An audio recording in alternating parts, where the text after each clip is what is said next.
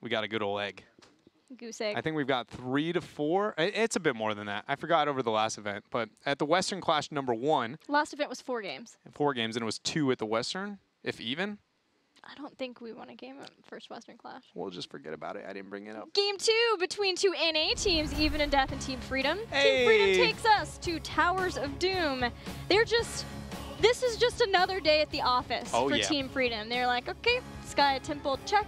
After that, where do we move? We go to Towers of Doom. We'll give that a check mark too, and continue on. Continue forward. It's just like, we're just gonna win this game. We do the things, we rotate where we need to rotate. We win the game when we can. And that happened to be 12 minutes in Sky Temple. It may be a little bit longer here on Towers of Doom, at least. If anybody's going to make Towers of Doom the short map, though, it's got to be Team Freedom versus Even and Death here. You know, let's be real here. Considering the disadvantage when it comes to natural skill, the strength of Team Freedom, and being on their second best map, they've had surprisingly short games in the past against on Towers of Doom. So I'm willing to, you know, kind of see how quickly they're willing to open this one up. If there's going to be a moment for Even and Death to hold their own and not let this game get out of control, levels 1 through 9, it's going to be over the first sappers. You can probably expect Freedom will invade. And when that happens, if they can't hold their own, they're going to have a bad time. Game 2. In this best of 5, Team Freedom getting a quick victory in Game 1 as we get ready for Towers of Doom. First pick, first ban, over to Even and Death, and they'll take away Abathur. Abathur has been removed. Tess. You know, ETC being banned out. By Freedom. Showing that nobody wants to deal with the cow. He's even too impressive for even Freedom to be willing to let Even and Death get it. I see that too, and because of the role swap, the changing of the guard, the flexing that we saw in the last game for Even and Death, Freedom has not been making those kinds of changes. So I feel like of the two teams who has probably the wider hero pool, it's got to be Zugrug, as Even and Death are still working on those role changes. So it makes sense that Freedom still be willing to ban ETC here. Not surprised to see that, nor am I surprised to see Even and Death pick themselves up at Dahaka. It's going to allow that side roll. And we talked about the conundrum of the side roll, who's going to be on it. At least it's a warrior or the Malthael situation, to where they don't have to go the awkward, are we going to get ourselves a melee assassin? Can we even get ourselves a melee assassin? So that's nice here for Even and Death. Is it Medivh? I kind of hope not, but that's just as like a... So let's go with the dominant mentality and further that a little bit more. So game 1 was you start the first game and just go, can we win this effectively clean? They did 12 minutes on a shutout, right? So that is exactly. So step 2 is you take them to equally comfortable and you test draft next, right? And you get a little bit wild with the draft. The Lili, again, that wasn't as crazy in the last one. So now you want to venture, get a little bit weird here, hopefully in the second half. And then you go, we need to be equally as dominant, but with a less dominant draft. Right, that's step 2 to be able to further those advances, and essentially, I mean, just building a bigger opponent here for Freedom. Even and Death have Garrosh and Uther. Pretty big opponents. And Dahaka, yeah. A lot of possibilities for picks now for Even and Death versus Team Freedom. Something that they didn't have as much of in the last game. They had Malthael, they had Lunara, but it was a lot more sustainable, and unfortunately for them, they just couldn't cut through the healing of Team Freedom. I really appreciate the Dahaka Garrosh, if you are in the first pick position here, because then it makes that Malthael ban like that much more incentivized, right, to Even and Death, because now you're not only deterring the Garrosh counter, but you're also deterring the Dahaka laning mismatch. It's a 2-for-1, you know, nice little value there over the secondary ban. You know what's cool, though, for Team Freedom is they have not shown any Malthael games, and just the fact alone that even if they can play it, they haven't had to show any yet, can make teams question enough that they might be able to work out a ban like that. I do want to raise a bit of a concern towards the fact that they haven't displayed that as well. Not so much for the series, but just for Freedom, and the idea of Freedom is probably going to be one of our international representatives. It's looking like it so far. They also displayed a bit of stubbornness, if you will. We'll call it more the Freedom play style that they earned their name for in the North American scene, and not until they struggled internationally were they willing to change that. Not necessarily something that I would say is a positive thing to do. That Malthael, he is here. He is internationally played. There is no question, is Malthael good? Yes, every team needs to be able to play him if you are going to be one of the best internationally. So I'm a bit more concerned that they aren't comfortable using that in a North American scene. Like, yeah, this is the Malthael game, because you can't say not knowing how to play Malthael is a useful tool. Yeah, I was saying more like a forcing bans kind of thing is more of the useful tool. I would say, in general, not knowing how to play a very meta-style hero is never going to be a useful tool. I'm just putting the scope towards North America. I'm saying that Team Freedom needs to start playing Malthael in North America. It's going to be beneficial. If they can and are never forced to play and they're still able to win without showing that matchup, is that not a good thing for them? I don't know. You could argue this. I'd be willing to say the fact that I could flex having it is more of a scary situation than keeping it in my back pocket. But I mean, that's really like comes down to who's the strategic guy on the team and what do they decide they're going with. All right. It is not like it's a niche strategy. While we've been talking and we got a niche strategy. Strategizing about Malthael, Medivh did come out for Team Freedom and the Stitches. Zugrug Stitches returns, Genji Falstad, the final 2 picks for Even to Death. This is a comp, unlike the last comp, that can get some kills. It really can. It's got a lot of really cool things here for Even to Death. Far better odds for them here than the last one, but they're also dealing with Dansky, and he's going to be on the Medivh, denying a lot of kills. He's really, really good at it. Like, maybe one of the best when it comes to saving allies randomly all over the map. So Even in Death need to make sure they're proper with those rotations here. Before for Freedom's last pick, some kind of probably secondary warrior would be reasonable, and Arthas wouldn't be completely out of the realm. But I don't think you have to. Solo Stitches with this milk carton kind of strategy is totally okay. It's one of the few times you can kind of get away with that. But just the Arthas synergizes pretty well with Medivh and the Death Ball and having follow-up synergy. I think it's going to be Arthas, D.Va, or Illidan. I want Illidan just to get a little bit weird.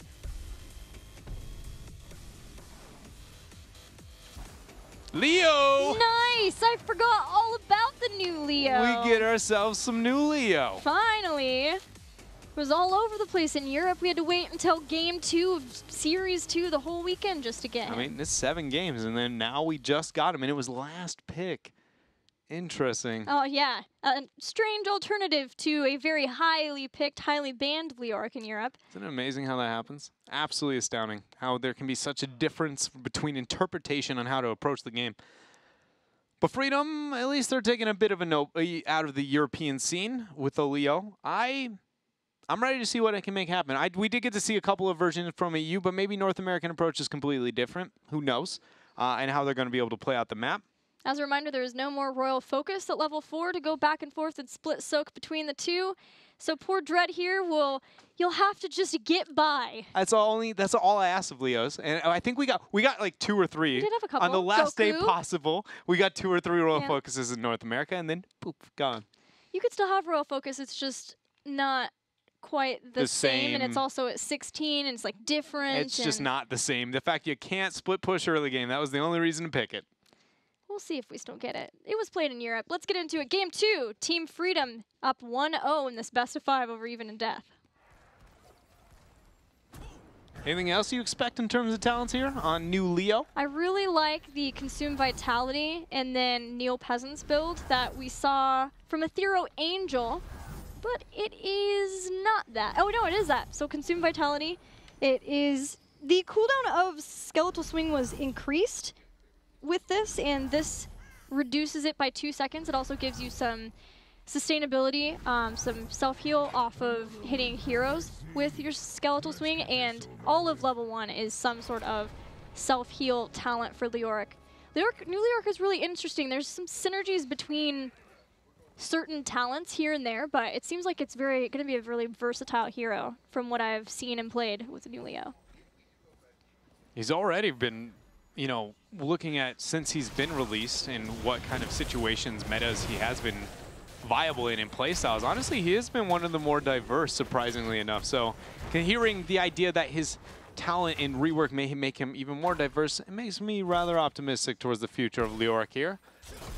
But yeah, if we see the Royal Focus that I was mentioning at 16, it'll probably be paired with his Wraithwalk talent at 13, Ominous Wraith, which is really cool because it extends the duration.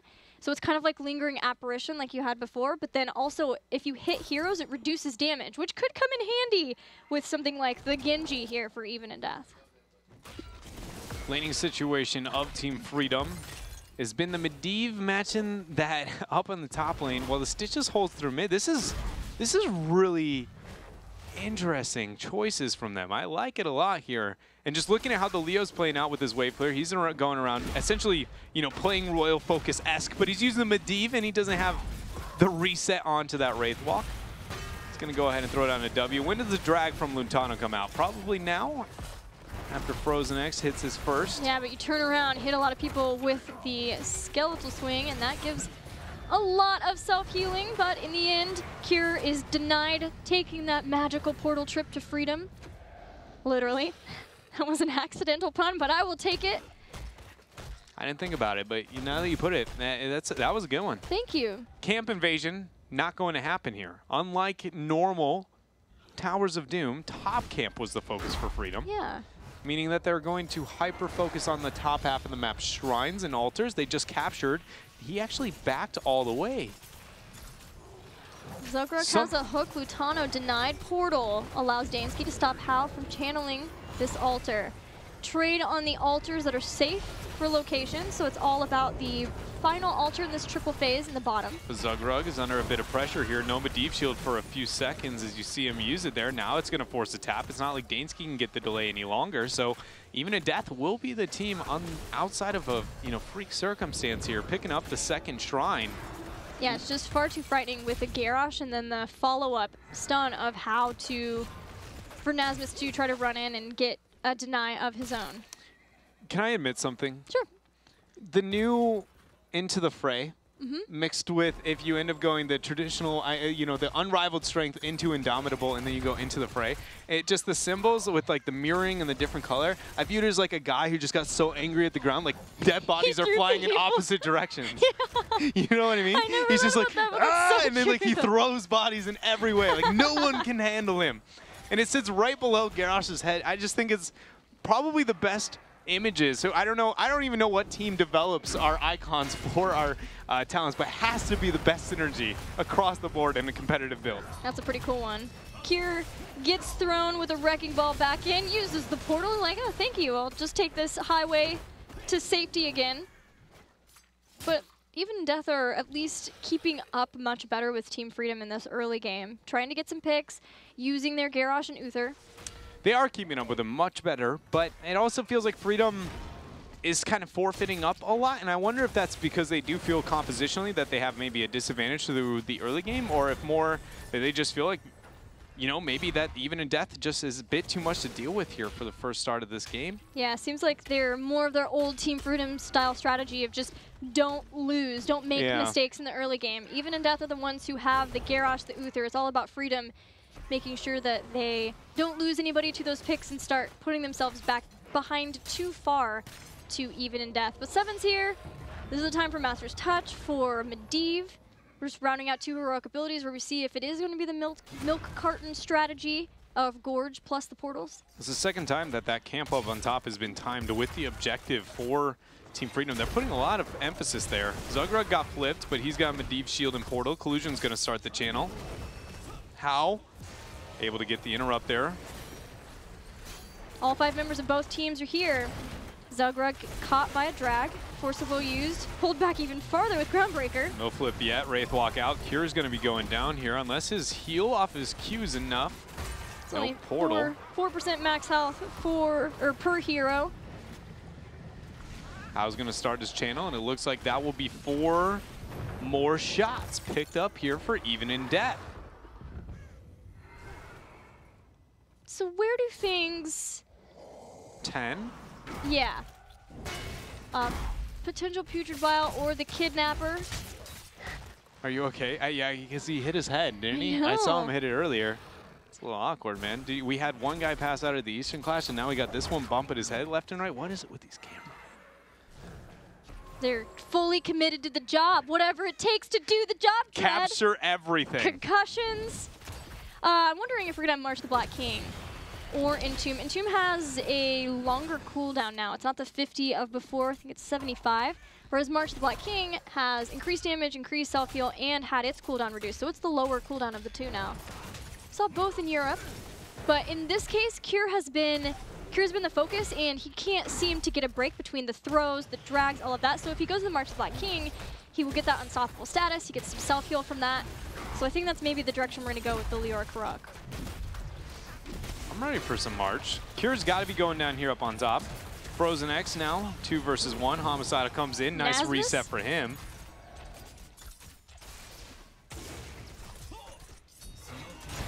And he's just going to go down. Nope. And Dansky. Just kidding, Medivh. Oh, Homicidal's still there for the chase. Thank you. Someone. He will kill him. Only Genji can make Medivh looking human. This is a very strange start. Yeah. That's why I'm so silent. It's just a strange start No, to game one. I agree with you. Or two. I'm sitting here kind of going like, this is not, a lot of these things are not adding up to how I figured this being played out. And it's not even. It's a head scratcher. Yeah, like Team Freedom's, it's not even like the Leo pick. It's more how they're playing this. They're giving up a lot. They're taking questionable rotations. It just, everything turned off after the first game. It all started with the top camp. Being focused on twice, it's just, Weird. I feel like maybe they had a unique strategy here and it's just not coming to light yet. And now I feel like they're maybe past that window. I don't know. Hook comes out on the Homicidal. This is Genji. He does have Gorge. He's gonna Gorge Good gust. Garrosh, but the gust was so good. Dragon Blade used by Homicidal as he's hacking and slashing. 2-man pull. The taunt's the there. taunt. Lutano's making the plays. Greymane's first. Dansky denies the reset there, but it doesn't stop Stitches from falling. Now Cure. Wraith walks back. He's already used March the Black King. He's trying to use his self-healing plus the Force of Will. Portal's still there. Cure barely gets to Genji's it in got time. it. He's got it. Oh my, Medivh shield. I don't know what happened, but the fact Homicidal was unable to get that was a sad day. 4 more shots for Even in Death. A full level and a half lead. They picked themselves up the Sapper. The synergy was fantastic for Even in Death in that fight. And they're potentially going to get another kill here. There's a Force of Will and a Portal again, but even forcing them that before Team Freedom has 13 and they have Quickening. Maybe Zugrug now, into the fray, dodge, cleanse. So that was just brilliant. Yes. Now he's going to survive. Not able to go down to anything. The only way that was going to be a kill is if he moved past for a full value flask. Very smart play here from Even in Death. Dread, I'm just so amazed. This is Lutano playing the primary warrior of this team. Frozen X is on Dahaka. We do still see Battery staying consistent with the range, but the synergy being this good in that fight with the pull from Groundbreaker into the taunt, you had Dragon Blade and the Divine Shield going off. That's impressive for a team that is the 2 different warrior players in 2 games. Yeah, and this, I mean, it's legitimately a complete swap of what we experienced in game 1. The fact that this is a shutout in favor of Even in Death. And I think the reason I'm struggling is because this on the new patch with the Leo coming online for Team Freedom, I'm sitting here kind of going, like, is this a bit of a Leo problem, or is this Team Freedom in their play level, right? Because watching their play, it is apparent that they are very much playing differently than they normally would, or without the aggression that they traditionally would display. Absolutely. So is that a compositional flaw? And again, just with the youth of the new Leoric, I was just kind of going, well, I'm going to give them credit and just say that they very much understand some kind of power spike I'm missing out on, and I'm constantly looking for it. And then I keep coming up with, it doesn't exist. Like, it's just not there, and this game isn't really going to change unless Team Freedom decides that they are ready to somehow just step. Even then, I don't even know what they do. We haven't seen the Gorge Portal at all yet. We haven't seen the ley line yet. Maybe something just isn't setting up yet for Freedom to feel like they've had a fight worth using the core, what feels like the core of their comp. Yeah, I mean, that is a good point. Mainly, I would say more the ley line than the Medivh chase track down. I don't know. But no Gorge, they had a perfect hook set up right around the last altar phase. And the Gust was brilliant over the last one, so that's a good point. True. So it's, I think maybe one more, but does Freedom have time for one more? Let's be real here. That's rounding the 15. They're down an entire bell tower here. They're getting out-pressured. I mean, this is Even in Death's game to lose right now. we're yet to even see Freedom get a kill. So it's just, does Even in Death have the control to still force the hand here of Team Freedom for the rest of this game without kind of having a blip? Because you know, if Even in Death has a moment where they hesitate here, that Freedom will be looking to try and capitalize. I keep watching the Masters touch stacks because I feel like that's going to be a good indication of when Team Freedom feels like they can be a little more aggressive too. We're still at 18. That's pretty slow, honestly. That's really slow. Especially for a world-class Medivh player like Dansky. Yeah, that is not a very common characteristic for him, but again, kind of the passiveness of a laning phase. I feel like that was partly because they were willing to leave him up and towards the laning 1v1 up in top with that interesting transition they made out. Indomitable used there for Even in Death. Having both Indomitable and Hand of Protection and then Gust, Freedom's having a difficult time trying to get these picks. Though we were talking about Even in Death wanting, but of course Freedom wants them too with their Stitches Medivh comp. And now it's the Triple Temple phase, the 5th Altar phase, and Even in Death with a 16 advantage. Team Freedom really can't afford to give up any more altars, but they may have to give up the double just to make sure that they can get on an even tier for fighting. Unless Zugrug and Dansky have something to say about this with the Hook Gorge combination, that is going to be a double altar here for Even in Death, setting the core of Team Freedom down to 11. 11 HP. I mean, Even in Death is currently shutting out Team Freedom. I'm still struggling to survive. Like, we're 12 minutes in and I still don't believe it. Yeah, we started out, we're like, oh, they just have to get to 10. Now it's like, oh, they just have to get to now. Now is that time. Yeah, it's we're time there for the thing. And then oftentimes, alls I feel like when I'm like, okay, now's the time, it's more just Core's receiving pressure on and he's wraith walking away, and then you're like, well, that fight can't happen now, so when's it going to happen? Normally, what you used to say is like, well, at least there's going to be an Entomb dropped while he's dead and he can come back and he's still being effective. I mean, you can't march to the Black King while you're dead. That would be pretty neat, though. Please, Blizzard, don't do that. It'd be terrifying. I take it back. I regret everything. We are sitting at a level lead in favor of Even in Death with 8 kills to 0, but the core health is the true tale of this game. 29 to 11. Nice pull. Pull, flip. Cleanse is too late from Collusion. They still have the Force of Will. Dahak is coming in now. We need a ley line. Terrible positioning. So is the Stitches. He gets dragged away for the portal and the Gust. Ancestral goes off. Ley line is used, but March of Black King at the same time. Miscommunication is real. Gorge used onto Garrosh. Homicidal goes in. He's looking for resets. The portal. Everybody goes through. Go for the throats drop. Genji's not afraid. He moves up, drops himself the reflect, and nobody dies. Gilly, Freedom literally can't win fights. There's the hook with the Swift Strike. There was a lot of things that were not used in.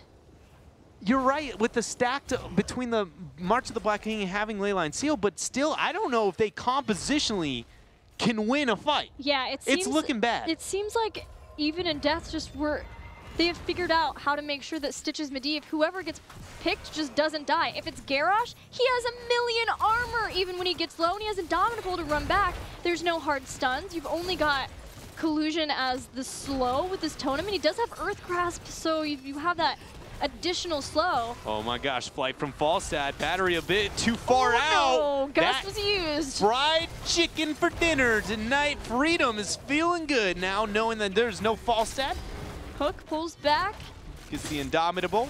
They finally bring down Garrosh. And Gilly, we said that there is no moment that Even in Death could hesitate, stop with this snowball throughout this game, and it looks like Team Freedom, in fact, has found the moment. Now, we've got to ask ourselves, is Team Freedom a team controlled and experienced enough to just make this game not even look like it was, unwinnable for the first 15 minutes. They manipulate the map, pressure it out to where Even in Death is the one who has to respond to them, because there is still a bit of experience, but 10 core HP that separate these teams. They need to take this advantage and never look back. Team Freedom starts with bottom bell tower and the sappers stolen from Even in Death side of the battleground.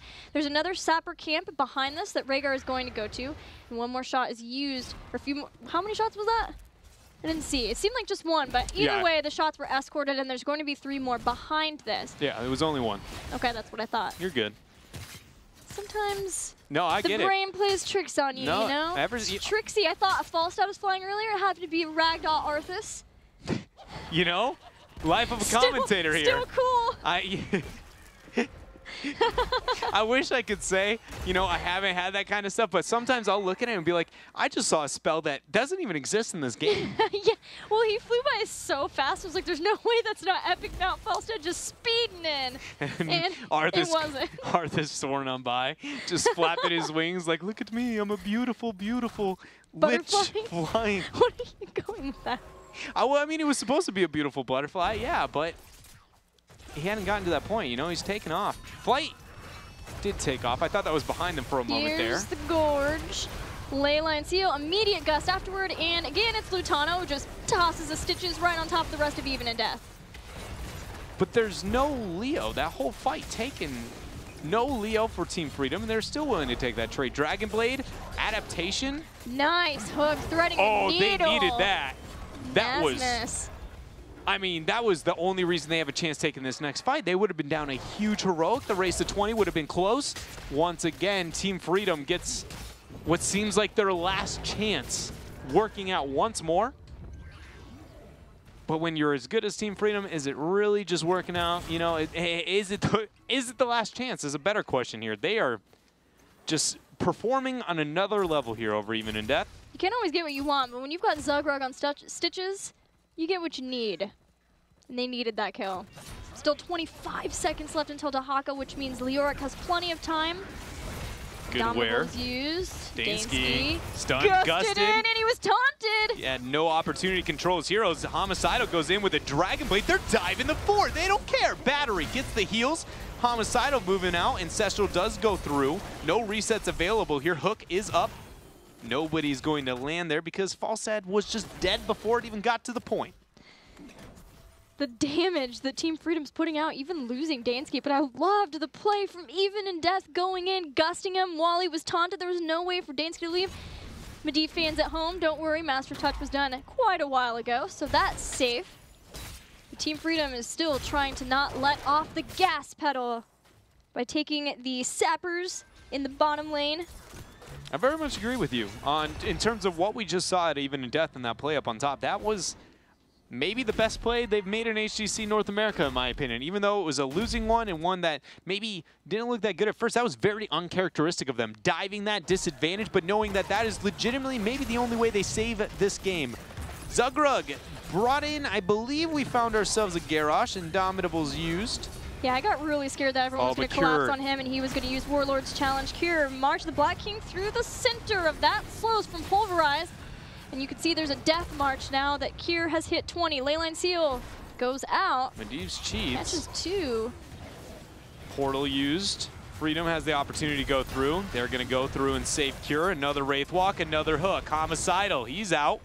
4 more seconds. Not even, actually. We have ourselves that bottom altar up. How many shots made it in? 2 here through these sappers. Another set of sappers will be escorted. 45 seconds without 2 members of Even in Death here. And with these shots up on bottom, what do we see? 12 to 11, 4 more. It's got to be. Sets it at 8. I can math. I don't know if they get those 3 on bottom. That's why I didn't want to call it 8 for sure. But you did cast them out. I just didn't think it was 8 from the temple. Or the altar. Yeah, sorry, the 5 here that they would get through bottom. I just didn't know if Even in Death would move down to defend it. But Even in Death, if you don't defend that, you're already on boss. And I get to cheat and see the map. You aren't on boss. So 3 sappers go in. The boss will be started by Cure. It's not enough to end the game, but it would set the core to a measly 1 health for Even in Death. Nobody up. Falstad does have Gus, but Dahaka is already down at the bottom. They're giving up the boss. They will give up almost everything, but not the game. And then the members of Team Freedom immediately all take the double portal. Look at, they're already down on bottom. They don't even realize this. Oh my, Medivh. Medivh cheats. This is disgusting. Here we go, Leyline Seal. Homicidal comes in for one last Dragon Blade. He's trying to take down Nasmus. Cure, March goes through, ends up hitting a few. Not as many as maybe he'd like. He's gonna Wraith walk away. Homicidal trying to get value out of that 20 Dragon Blade. No hook landing for Zugrug. Love how Kira's using that Ominous Wraith to reduce the damage of Even in Death. Tano is so close to being dead. He's found a Dansky! But the Ancestrals there, portals up now. Freedom and friends are going to be fine. 19 seconds before the double shrine spawn up on top. Even if this fight goes for Even in Death, Team Freedom, or even for Team Freedom, Even in Death's got to find a way to stop these top 2 altars. If they lose even one, it will be the game. And Gilly down a Falstad. I just don't see a world where they can make that happen. 24 seconds before Leyline Seal is there. Medivh can do it on his own if they exist in 20 seconds. Dahaka stalks in. Even in Death have been able to make it this far. They drag Kira, who turns around with the March of Black King. This is going to death march onto a few. Already find themselves a kill there. Wow, a lot of pressure. Homicidal. He's going to be ripped through. Frozen X comes out of the ground, and he's going to be, you know, embraced with a nice mace. The channel started. I respect the effort, Battery. The channel started. I'm going to keep saying it until it started. The channel is now started. And the game is over. Team Freedom takes game 2. We'll take a lead 2-0. But more importantly, we got to give credit to Even in Death holding their own. Yeah. But then Team Freedom still showing that they are just total. You mess up even once, you just goof for half a second, they're willing to punish and never let go. And that's what a great team does. It's very impressive from them. Yeah, awesome job from Even in Death in the early game, but similarly, awesome job from Freedom in the late game. And that was a conversation that you and I just had over the last series, was a team, you could be really good in the early game, but it's your ability to make a comeback happen, know the risks that you have to take and be willing to take them all, fully commit to that. Team Freedom did that to retake that game too and put it at a 2-0 for them. But I was really impressed with the synergy of Even in Death. I thought it was hilarious when you were like, this is disgusting with the Medivh. I was trying so hard not to giggle, but man, it was disgusting. It was pretty good. It's so gross. The second downside. They went from boss to bottom lane in literally 4 seconds. And that's why I was laughing. It's a medevac. It's a literal medevac. That's why you banned Dansky's Medivh. That's why you banned Medivh. Let's go to a break. We'll come back. We'll see if there's a Medivh ban in game 3. See you soon.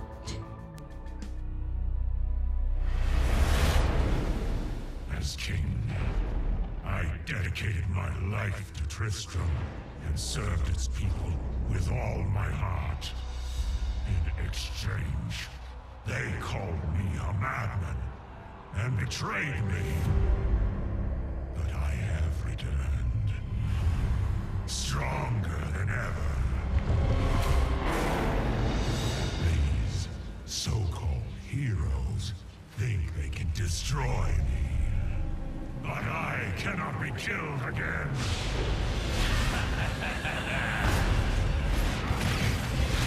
Here in the Nexus, I will have my revenge. I am Leoric, the Skeleton King. And I will only choose allies who I know will never betray me.